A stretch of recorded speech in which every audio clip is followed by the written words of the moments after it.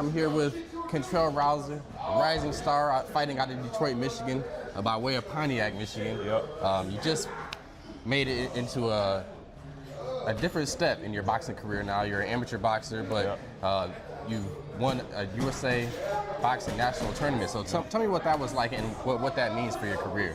Man, it means a lot, man, especially being in the area where I'm at right now, you know, not taking a lot of time until I go pro.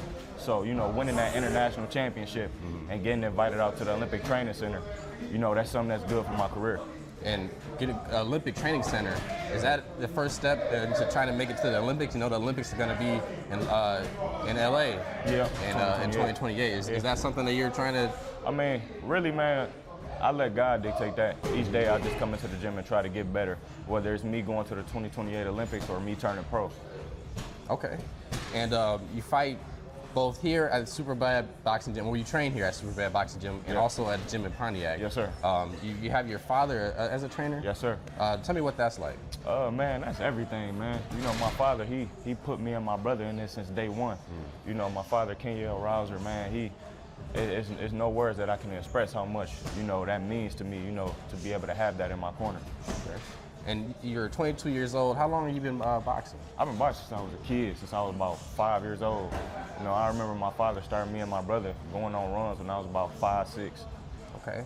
And with that, you want to try to get your career into a professional rank. I know you just saw Lance Smith, Jazz Hampton just put on the show at Little Caesars Arena. Is that something that you can see in the future for you? Oh yeah, I can see myself doing that for sure in the future. You know, whatever God got planned, I know if we keep working every day, He's gonna have big plans for us.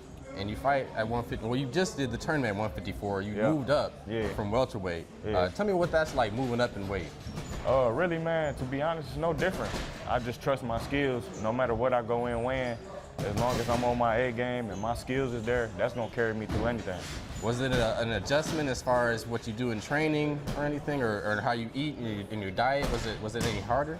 It wasn't really harder because I really went in what I walk around in the gym as. You get what I'm saying? So I was really just at my walk around weight, just fighting like I was in a boxing gym.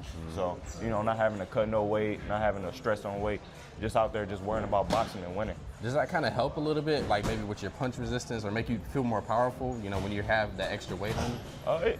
It helped. You know, I feel like it's goods and bads to both moving up and going down, so. Okay. And how would you kind of describe your style in the ring?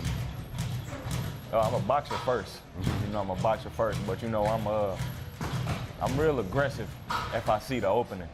So, but I'm a boxer first, you know, and if I see the opening, I'm gonna take it. Okay.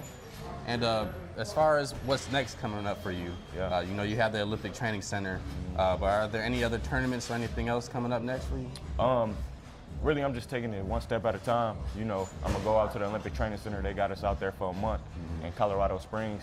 So I know after that is the Golden Gloves. So you know, I'm just focused on the camp right now.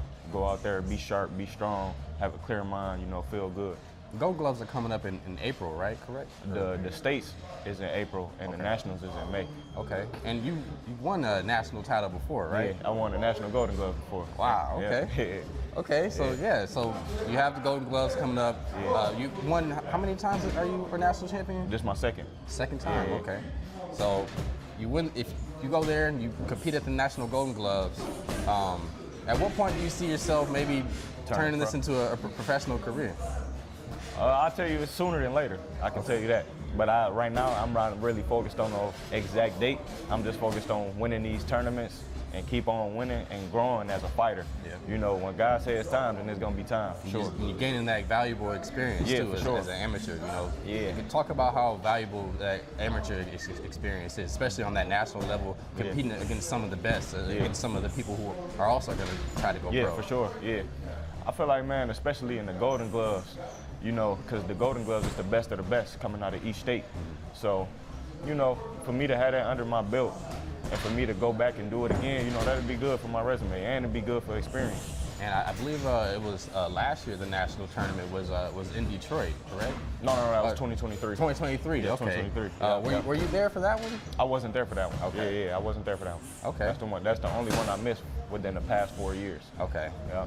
Well, even though, without that, you'll still be competing in the Metro Detroit Golden Gloves. Oh, for sure. In here. Yep. Talk about being able to fight, against your fellow, Detroit fighters. It's business first. I gotta handle business first. And I don't got no ill will towards nobody. So after we brothers. Okay. And what would you say, is kind of a good characteristic of Detroit fighters? You fighting out of Detroit, you train here. It's obviously for a reason that you come from Pontiac to train in Detroit. I feel like it's a lot of work down here, especially in Michigan. I feel like, this is where the best work is at, where the best fighters is at in Michigan. So I'll be able to mix in and, be able to get that experience, and not just amateurs, pros as well. I'll be able to get that experience before turning pro. So, and at this gym, obviously, former world champion Tony Harrison is a part of this gym. LJ Harrison is your trainer.